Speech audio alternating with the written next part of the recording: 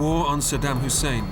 A British attack helicopter is trapped in the gun sights of an enemy tank.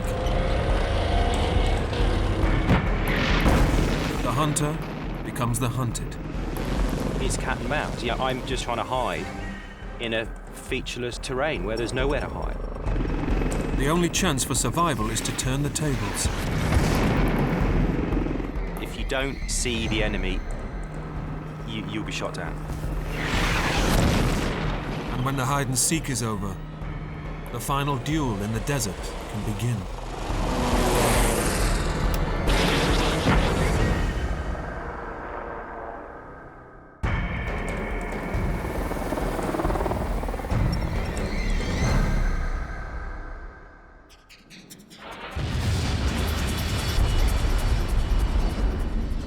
March 20th, 2003. The United States lay siege to Baghdad and the regime of Saddam Hussein.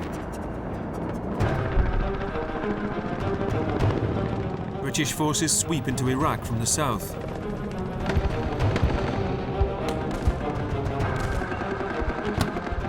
Their objective, the second city of Basra. 5,000 troops and up to 50 Iraqi tanks defend the southern suburbs. Hidden among buildings and palm trees, the tanks pose a lethal threat to British ground troops. In the desert south of the city, the British are in constant danger of Iraqi counterattack. But their own heavy tanks, rushing across the desert from Kuwait, have still to reach the front line. With fixed-wing jets focused on Baghdad, a single unit provides air support for British troops. 847 Naval Air Squadron. Just 12 helicopters to stop 50 tanks. At Camp Viking, 80 kilometers from Basra in the Kuwaiti desert, senior pilot Andrew Clark coordinates operations. It became quite apparent that we were a bit of a thin red line trying to hold back a threat that we didn't really know the full scale of. With British reinforcements on the way, March 24th is the last chance for Iraqi tanks to counterattack.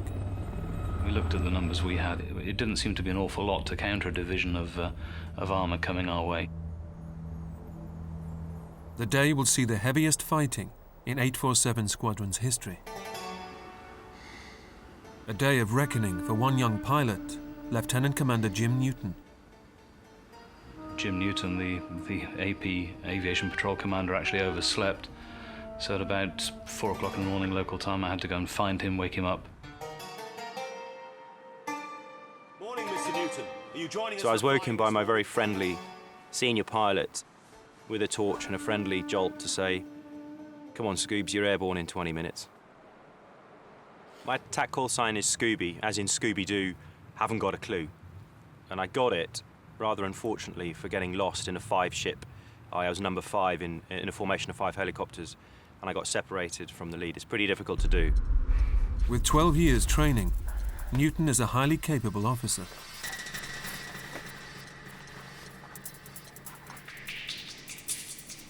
But this will be his first time in combat. The second I woke up, there is the realization that I'm here.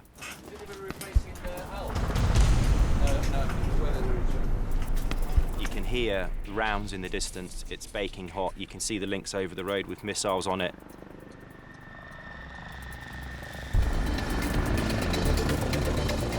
The 847 Squadron's attack helicopter is the Westland Lynx, the fastest helicopter in the world and highly maneuverable. Thanks to a groundbreaking rotor system, it can execute barrel rolls and even loop-to-loop.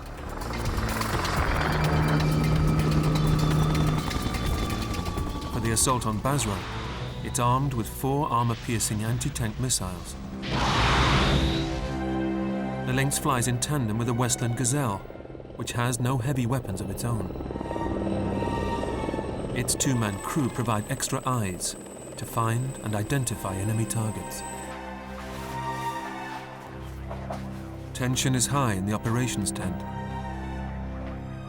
Jim Newton leads the first crew into action.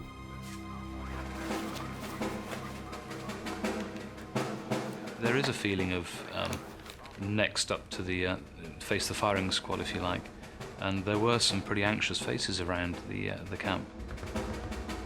That walk out to the aircraft was always about thinking about the mission and thinking about what you're about to do, just playing it out in your head, how you'd react to things. Newton, as mission commander, takes the left-hand seat in the Lynx. He will navigate, operate the radios, and locate the enemy in his missile sites. Yeah, okay, sights fine. Yeah. If necessary, he will launch the attack himself. He's going to look behind. He's going to make sure harness. The youthful commander is paired with one of 847's oldest and wisest heads. Colour Sergeant Darby Allen is an unflappable pilot. Engaging. After 28 years in the Royal Marines, he brings combat experience to the cockpit. I've been through all the 70s and the 80s of Northern Ireland, so used to a few bombs and bullets going off around us, which again doesn't make you immune, but I think you know what to expect a little bit more than the guys who probably hadn't experienced it. I like to think he left me to get on with the flying, and I left him to get on with the commanding. The machine gunner is Marine Louis Harvey Jones, aka Guns, a man of few words. Big Marine, very quiet guy, quiet nature, just sat in the back, got on with the job basically. With any outfit going to war, you need a broad spectrum of characters. If you're all steady by the book, then nothing will get done. If you're all young blades out to get involved, then possibly everyone will get killed. So there needs to be a balance struck. The crew face danger from the outset.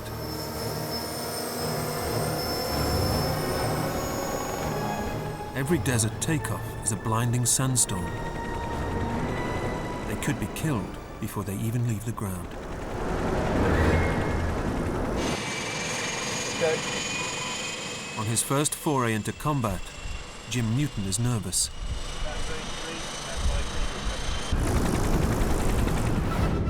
Fully fueled, the Lynx is at maximum fighting weight. There are heavy sand filters to protect the engine, a general-purpose machine gun, and a battery of 4 missile launchers. To get all this weight off the ground, the rotors create a huge downwash, kicking up a dense cloud of sand. With visibility close to zero, the pilot can easily become disoriented.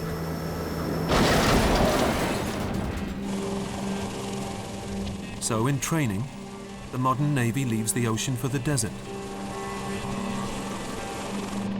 This is Watts Air Base, just outside Tucson, Arizona. Jim Newton is now one of the Navy's senior training officers. He's about to show why heat and sand call for special techniques. What we're about to do now is just take off in this dusty desert environment. On his first attempt, the pilot will try to climb straight upwards until he's clear of the sand cloud. But in the searing desert, there's a risk of blowing the engine by overheating it. On the temperature gauge, red for danger begins at 645 Celsius. 2 engines on the Lynx, and we need to see, we need not to go over the maximum limit, which today is 645 continuous, or 665 for a couple of minutes. And obviously, coupled with that, we've got the dust outside. So here we go. Straight up. Good reference. Clouds coming in. You can see the dust cloud building in front. 630, 640. The engine's about to hit maximum temperature. Clouds come in. There's 645. Up to the top. We're about 25 feet. No higher. Doesn't want to climb anymore. I'm not going to clear the top of the cloud. The pilot must abort the takeoff. The aircraft comes back down and says, I ain't going to do that. In desert heat, the Lynx doesn't have enough power to rise straight up and out. The solution is to hover just above the ground. This slows the vertical speed of the downwash, which makes the rotor blades more efficient. As if hovering on a cushion of air, the pilot moves forward instead of up. The horizontal airflow provides extra lift to get airborne using less power. As long as you keep that cushion until you get forward momentum, the aircraft will use less power than what you'd need if you went vertically. But flying straight into the cloud takes nerve. In simple terms, taking off completely blind. Now. I feel dust.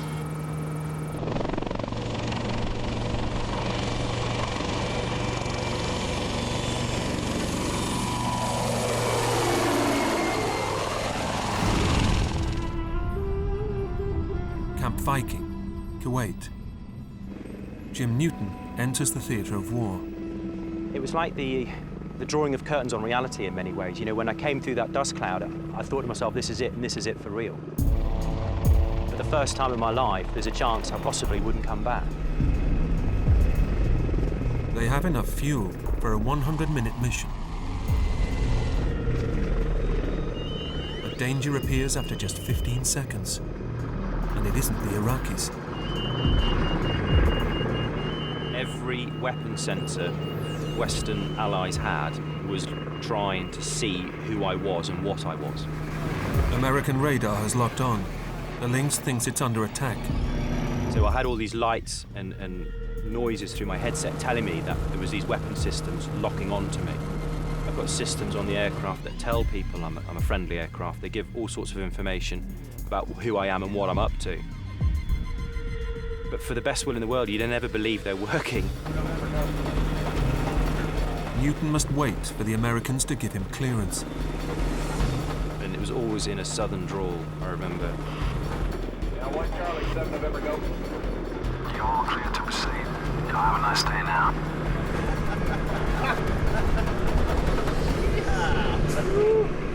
To avoid friendly fire, the Lynx and Gazelle must stay in safe air corridors. They move into formation and into Iraq. Jim Newton's baptism of fire begins. We were not hanging around. I remember we crossed the border at about 130 knots. 240 kilometers an hour. Pilot Darby Allen heads for Basra, skimming the desert at just 10 meters. No matter how low you are, you just want to be lower because you feel totally exposed. It's a flat, barren landscape.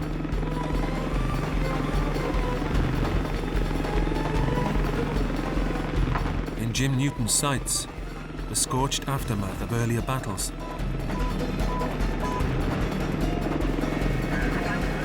Smell the oil, and you could smell the cordite in the air from explosions. I distinctly remember seeing my first dead soldier. It's an awful lot to take in 2 minutes. Your eyes are not big enough. The border zone, 32 kilometers from Basra, has seen fierce Iraqi resistance.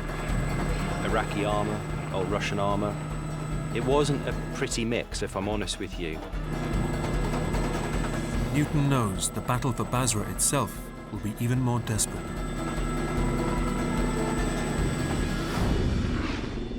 Up to 50 Iraqi tanks are hiding somewhere in the buildings and palm trees.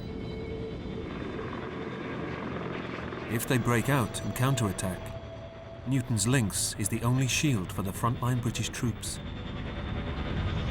If a tank comes to 30 mile an hour down a road firing 12.7 rounds into Royal Marines who are lightly armed, only in Land Rovers, the whole thing can change on us, you know, in a moment.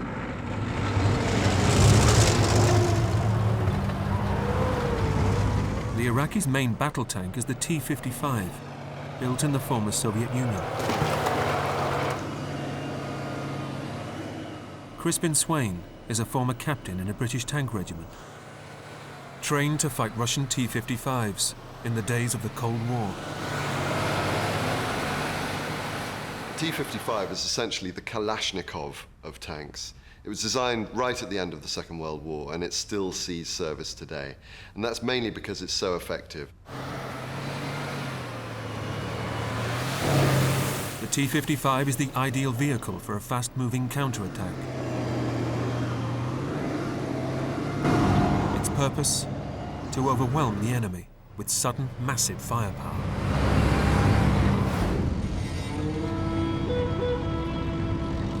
The main weapons? A heavy-caliber machine gun and a turret-mounted main gun to launch heavy shells up to 16 kilometers. But every flash of the muzzle can give away the tank's position. A good tank commander plays a deadly game of hide and seek. So imagining this is the woods just outside Basra, and these are the palm trees here that I'm on the edge of, looking out across desert, and that is flat. Putting your tanks out there is essentially suicide. The enemy's got air superiority. You're waiting for the recce screen to arrive, which is small tanks supported by helicopters. Taking on the tanks, sure, that's very doable. But the helicopters, if you're seen, it's basically game over. In open desert, a tank is easy meat for the Lynx's missiles.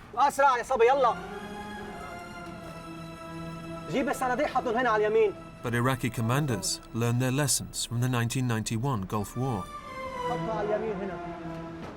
A battle-hardened veteran stays out of sight and waits his chance to break out in force. The palm trees of southern Basra give dense cover. The suburban buildings, a warren of makeshift hiding places. If you're lucky, you might have some other kind of structure that you can put over the tank, because it puts out quite a big heat signature. And of course, with the battlefield being so advanced these days, your heat signature can be picked up from a great distance. Solid walls give added safety. A place for tanks to hunker down before unleashing a devastating counterattack.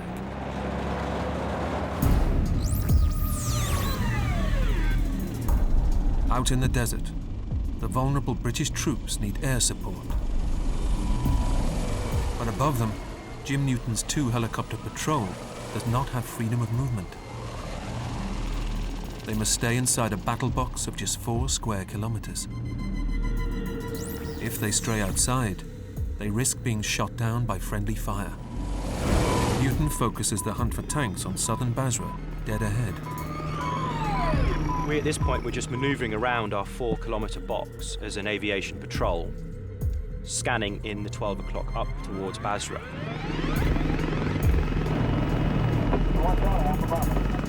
Newton checks his thermal sights, looking for a telltale hot engine.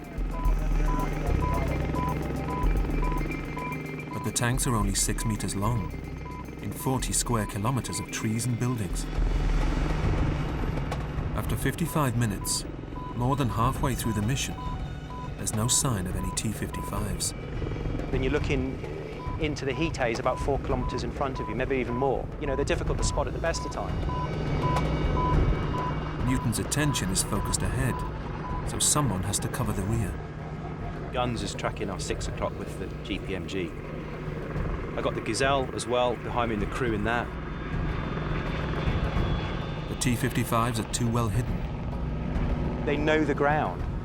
They dig the tanks in. All you'll see is just the end of a barrel. It's virtually impossible.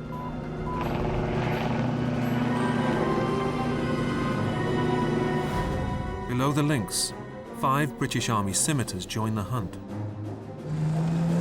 These are fast, highly mobile tanks, designed to flush out the enemy from their hiding places. But in a head-to-head contest, a lightweight scimitar is no match for a T-55. The scimitar is essentially a reconnaissance vehicle. It's not meant to engage. It has its cannon really as self-defense, but essentially it's the eyes and the ears of the commander. That's why it's out front of the main part of the army. Suddenly, the scimitars come under fire from a T-55's machine gun. One of the guys spoke to me on the radio. I could just hear in his voice, I could hear the rounds hitting his vehicle, or at least ricochets. Now the British soldiers fear a knockout punch from the heavyweight main gun. A T-55 round hitting the side of or the front even, of a scimitar, and there really wouldn't be much left of it.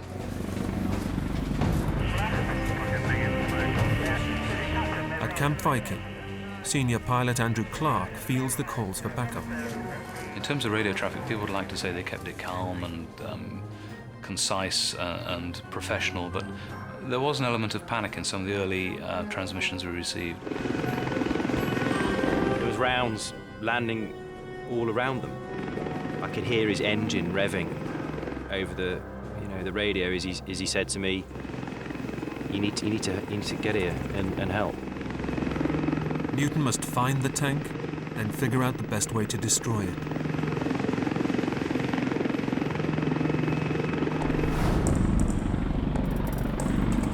This is the core of 847 Squadron's training, originally intended for European battlefields. The ideal tactic is to hide behind hills or trees, then pop up to spy on targets. If there are friendly jet fighters nearby, the Lynx commander can call in an airstrike. On a training mission in the Arizona desert, Jim Newton shows how effective this can be. The fighter is an A-10 tank buster. The Lynx guides the pilot onto the target, an abandoned truck. The jet's inbound now, 450 miles an hour, coming down from 15,000 feet. The jet pilot gets clearance to fire. He's been cleared hot. All he's got to do now is overfly the Lynx helicopter, and then he'll continue with the final part of the brief.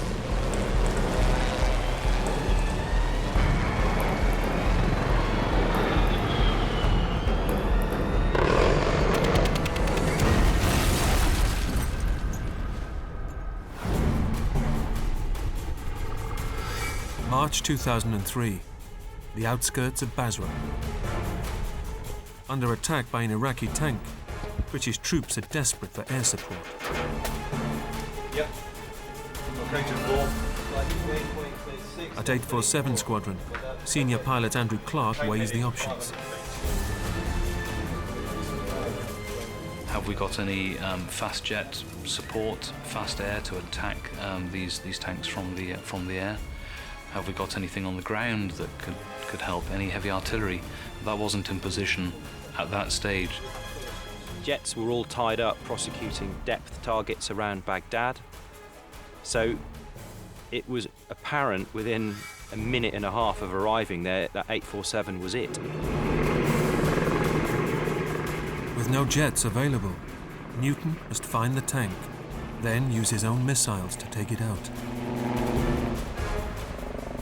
But in the desert, there's nowhere for a helicopter to hide.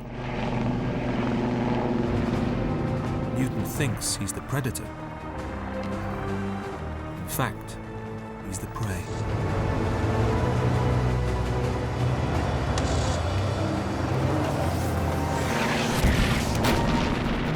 It scares the hell out of you, it really does. That's a shell and it's landed, a couple of meters away. As soon as we saw the first explosion, I just threw the aircraft off to one side to get it away, because obviously after the first one you can expect a few more coming your way. And because you don't know where it's coming from, and you don't know when the next one's coming from. You can't see them, you can't hear them. And I was sitting there thinking I'm going to die.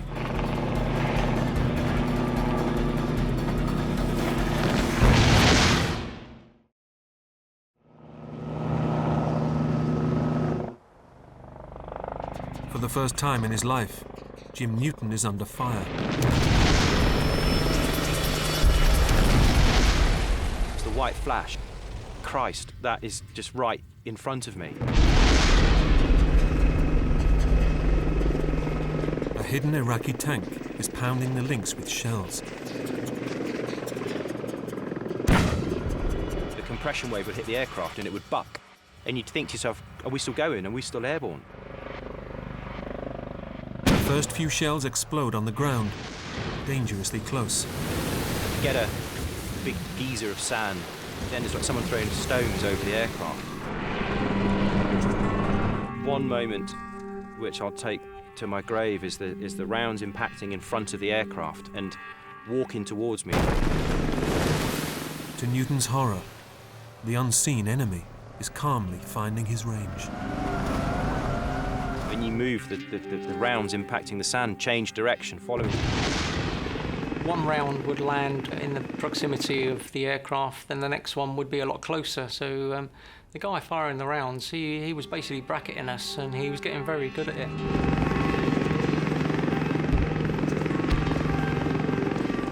Going for the kill, the tank commander switches to airburst, a massive mid-air explosion of flak.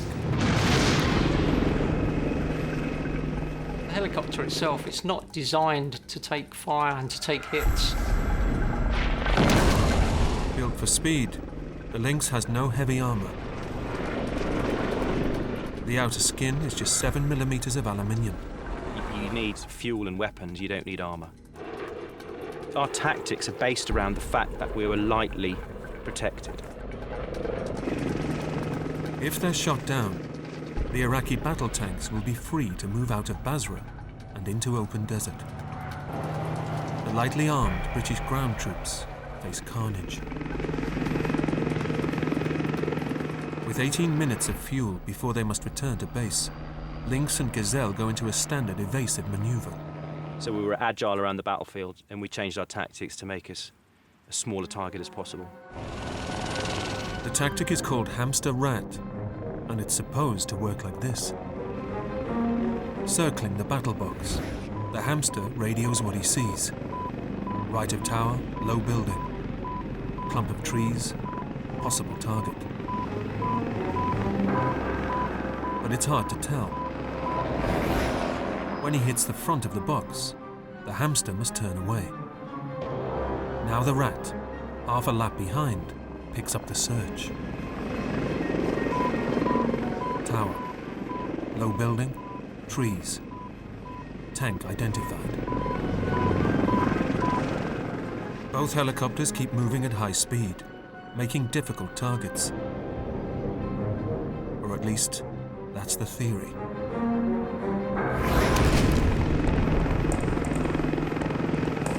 The trouble is, in real life, they can't find the tank. Newton focuses on the most likely hiding place. The trees and buildings of southern Basra. The tank keeps up a heavy barrage. But in 2 whole circuits under fire, neither hamster nor rat sees any telltale muzzle flashes. Newton switches to an incredibly risky tactic, the split maneuver. So we joined up as a pair at this point. We flew towards on what we thought was a threat line, and then when we got to the top of the box, we both turned in different directions. So we're basically saying to the enemy, pick one. Lynx and Gazelle head side by side for the tree line, drawing fire.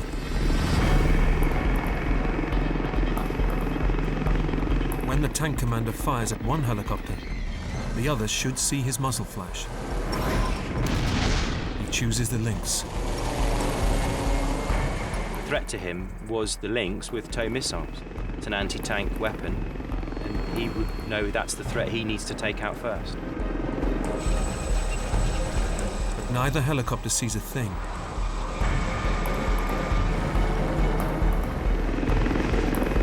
I'm trying to observe something that's probably over a mile, nearly 2 miles away with a naked eye. Never going to happen. Jim was in the site, frantically trying to find the target. We set up our hamster rat technique. We'd done split maneuvers to try and get him to pick one of us, which he did. And I just couldn't see where it was coming from. They have enough fuel for 12 more minutes before they must turn back. That would leave British troops with no air support against rampaging Iraqi battle tanks. I was just about out of ideas, if I'm honest.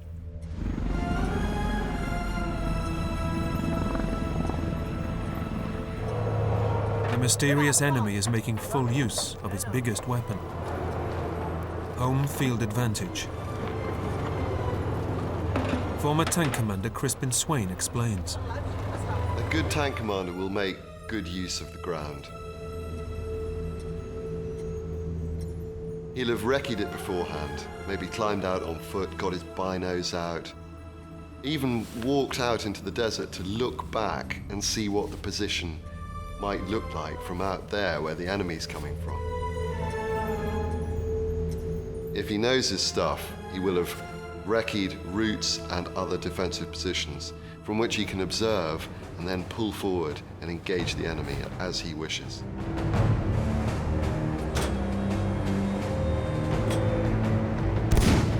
Once you've fired a couple of rounds, then you'd want to be changing position, because otherwise you're going to have everyone looking at you.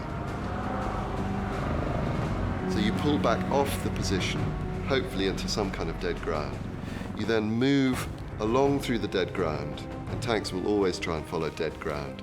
That means ground that's not going to skyline you, not going to silhouette you against the sky, because that makes a much easier target to see. Using these tactics, the elusive tank commander could be moving undetected all over southern Basra. He seems to have the helicopters covered wherever they go. You're in a big, vibrating, noisy box that you can't hide from anybody, can be heard from miles away. So you're presenting quite a big target, open target to the enemy.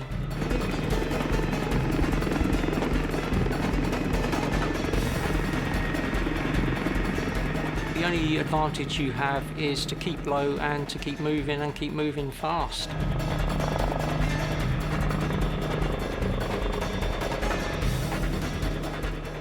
But Darby Allin has a problem.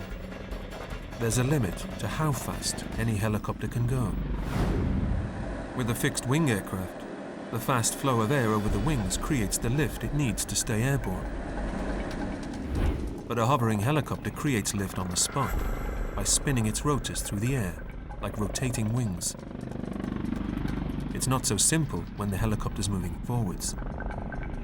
On one side, the blade's heading into the wind, so there's a bigger airflow and more lift. But on the other side, the blade is moving with the wind, so there's much less airflow and much less lift. If the helicopter goes too fast, the imbalance sends it out of control.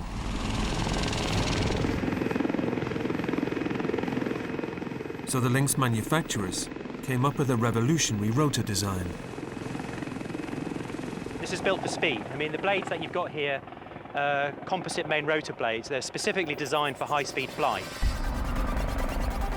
The blades are advanced composites of carbon and glass fiber, tough but highly flexible. Conventional rotor hubs have hinges, allowing the blades to flap up and down. On the advancing side, where lift is higher, the rotors flap up, which reduces the lift. On the retreating side, they flap down, increasing the lift. So flapping restores the helicopter's balance. But the Lynx goes one step further. The rotor hub has no hinges. The blades are strong enough to flap just by bending, so they're highly responsive. And the tips are designed to cut through the air with maximum efficiency.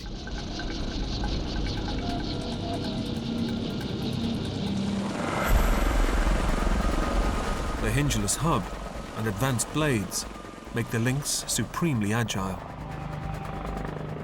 You're going to go right up to the envelope of the aircraft. I mean, we backflip the Lynx. You know, other people don't do that.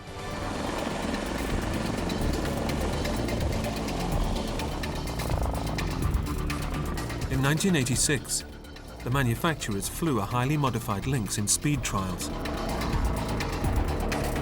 They fitted specialized high-power engines, boosting power by 45%. The Lynx clocked an average of just over 400 kilometers an hour, a world record that still stands.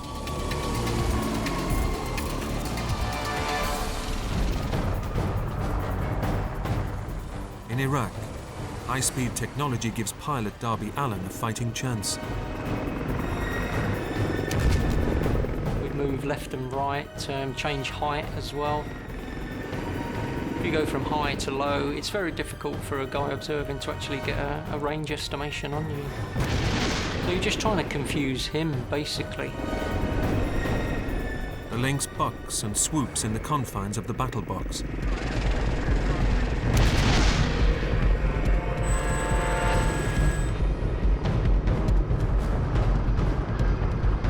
Low on fuel, Mission Commander Jim Newton has 8 minutes left. Then he must head back to Kuwait. You feel this huge responsibility. Someone's shooting at you, they're all over us with rounds, and I can't see them. Very quickly, you start running out of options, but you can't. You've got to keep going. You've got to keep trying to find him. We were scanning frantically.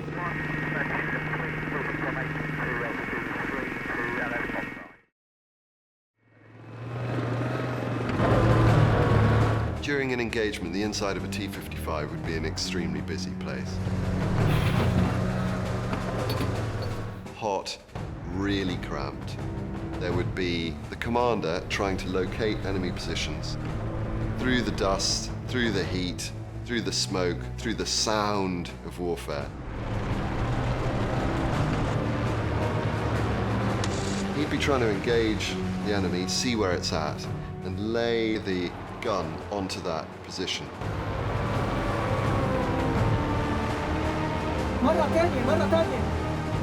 At which point the gunner takes over. And he's got more magnified sights, so he'd be able to see more clearly what the enemy target is. So all the time the commander's thinking, have I got enough time to get another round up the spout and fire another round at the enemy, or do I move? What's the most effective thing to do? So from the commander's point of view, it's a really, really stressful time. The T-55 commander fires with everything he's got. A shell every 8 seconds.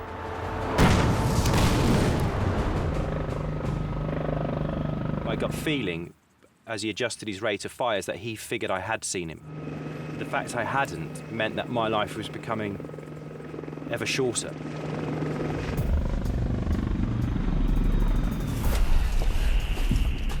In the operations tent, senior pilot Andrew Clark briefs the next patrol.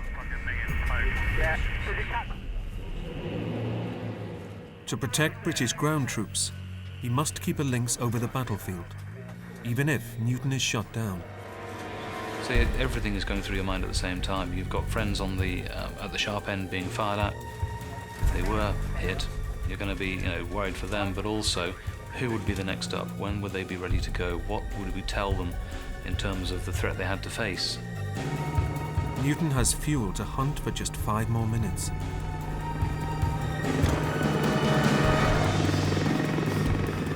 Jim couldn't see the target. I couldn't see the target. I was too busy trying to avoid the rounds and fly the aircraft.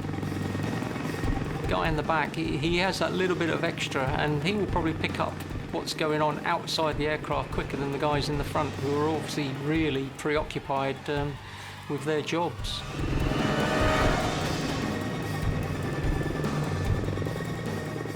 And the gunner just said, boss, I've just seen a muzzle flash.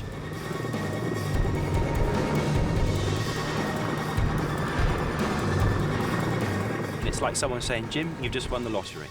Because it felt like that. Because a muzzle flash is what it's all about. That's what I was looking for. But Newton has a shock in store. The tank commander isn't where he's supposed to be. Instead, he's crawled unseen through dead ground, from Basra in the north to the town of Az-Zubayr in the west.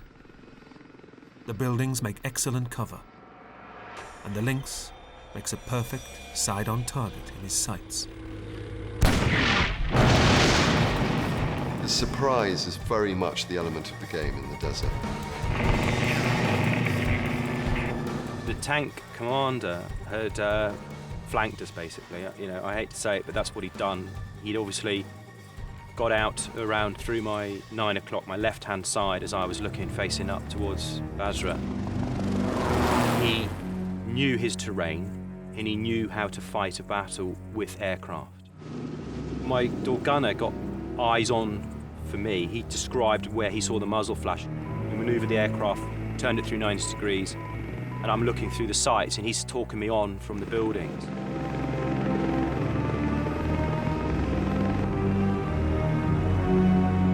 Just as he's talking, there's a little white flash. The muzzle flash actually was a great relief, because then I had something to focus on. But equally, that could have been, that particular muzzle flash might have been the end. That muzzle flash means there's a 9-kilogram warhead traveling at Mach 2 towards you. And of course, then seconds later, there's another explosion, probably about 75 meters now.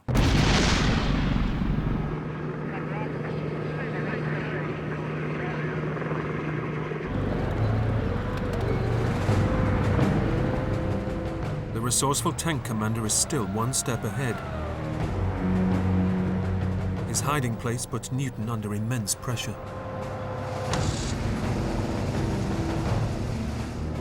The guy was good. It was a single-story building, and what gave it away for me was the fact there was a small playground. The tank is in the grounds of a school. He knew our rules of engagement would prevent me firing, and he made that opportunity his own. He'd reverse the tank through the wall. He would then come out of the school, fire, and then go back into the school.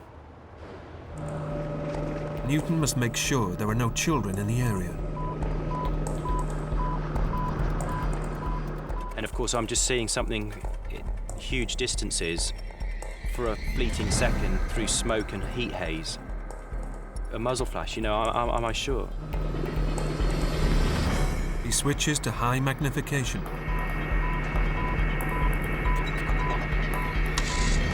Then the thermal sight. There's no sign of life. I can pull the trigger now, thank God. It's finally arrived. This moment can come. The final duel is about to begin.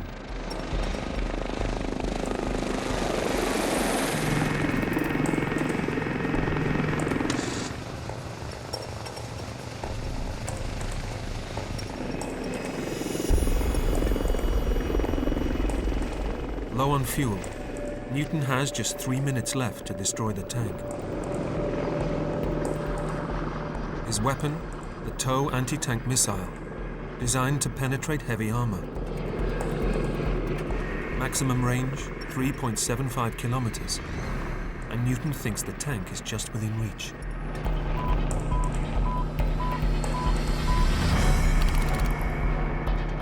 Before Newton can fire, pilot Darby Allen must bring the Lynx to a stable firing position, then hold it.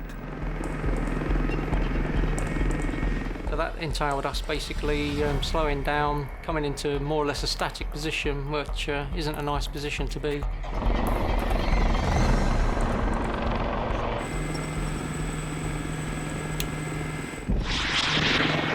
Missile flew.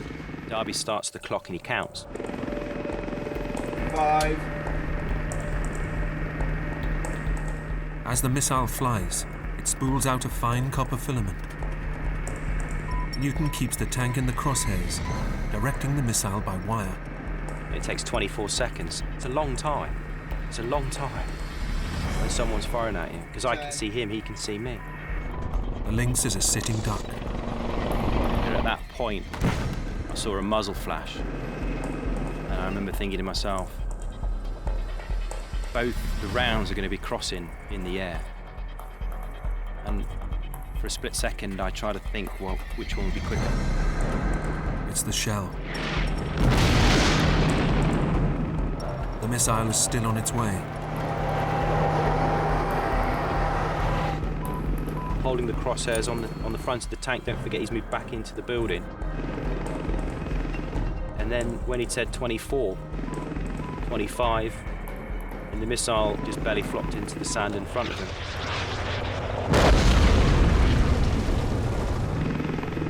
There was this feeling of like, you know, that's it. You've blown it. That's it. You've had it. And I could just feel it around. I mean, the whole bloody patrol, you had this kind of, you know, Christ, he's missed. Newton has misjudged the range. And now, he's got 1 minute of fuel left. I selected another missile, and I said, well, we're going to have to go for run and shoot. This time he plans to fire on the move. Distance, 3 kilometers and closing. You present a much more difficult target if you're moving. So moving towards the target gave him a chance to calm down, assess the situation, and fall back on the training he'd had. The running shot was to shorten the distance. And if I'm honest with you, it was just to try and put this all to bed, just to get it done, to get this resolved.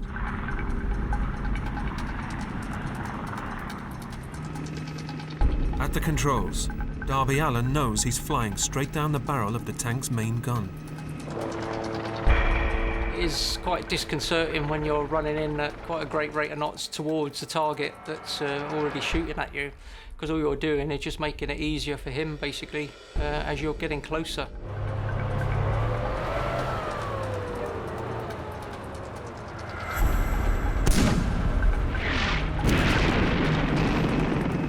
Pull the action bar, pull the trigger.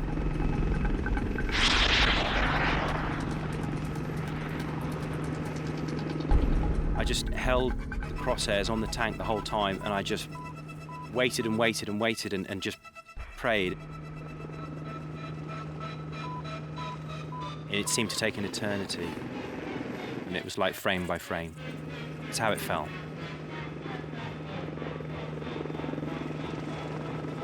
It could have only been seconds, but your senses become incredibly heightened. It was just like a little white puff in the sides. Then a Catherine wheel, sparks coming out from under the turret. That was it.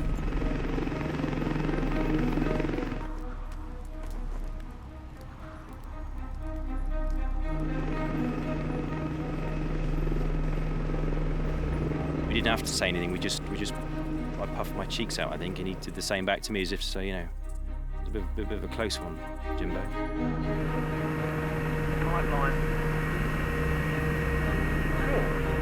He held his hand up for me, and it was visibly shaking, and he said, "Look at my hands."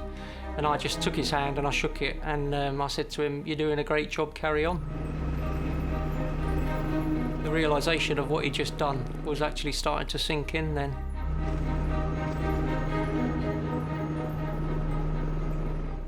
And I looked over my shoulder to give the look, I suppose, to guns. And he just kind of looked at me and said, "Yeah, no bother, boss," as if it was a normal day for him. In fact, the crew's mission begins the fiercest day's fighting in the history of 847 Squadron. This sort of was a line in the sand for us. We knew we could get through that day, as intense as it was, so whatever else they could throw at us, we could handle just as well. After 11 days in total, the squadron's helicopters destroy 43 major targets around southern Basra. The only sense of elation was that we hadn't lost anyone. Nobody had been shot down, nobody had been injured, and we hadn't lost any aircraft. Jim Newton comes under fire many times as the British finally win control of the city. But it's the tank commander he faced on his first combat mission whom he can never forget. If I could have, I probably would have said to him a huge amount of respect, because I was so close to getting shot down by him. And he fought bravely and well, I guess. I feel lucky.